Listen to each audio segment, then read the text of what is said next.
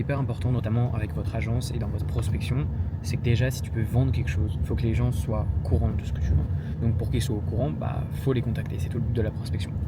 Ensuite, durant ta prospection, il y a des gens que tu vas booker en call. Il y a des gens que tu vas pas booker en call. Il y a des gens qui t'auront dit non, il y a des gens qui t'auront dit que c'est pas le bon moment, etc. Mais t'as pas qu'une seule flèche, si tu veux, dans ton arc.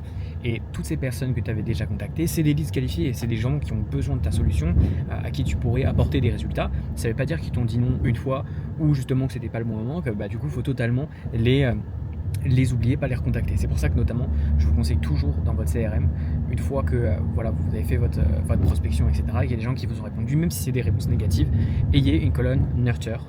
Et comme ça, vous savez que c'est des leads qui sont qualifiés. Okay, si c'est des leads qui ne sont pas qualifiés, mettez-les totalement dans une autre colonne du style dead ou not qualified, etc.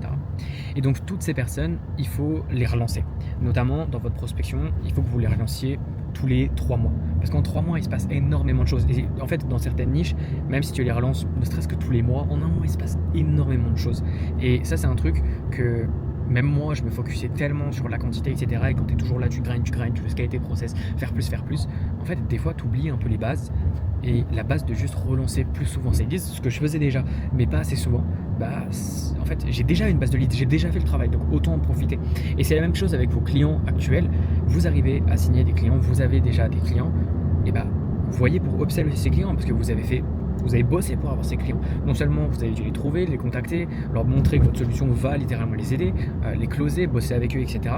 Et il faut profiter de ça. Donc là, mon focus, ça va être vraiment de relancer à fond. Voici la partie nurture.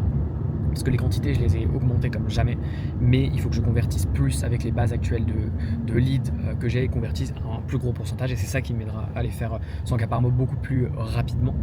Et je vais appliquer exactement le même process avec mes clients.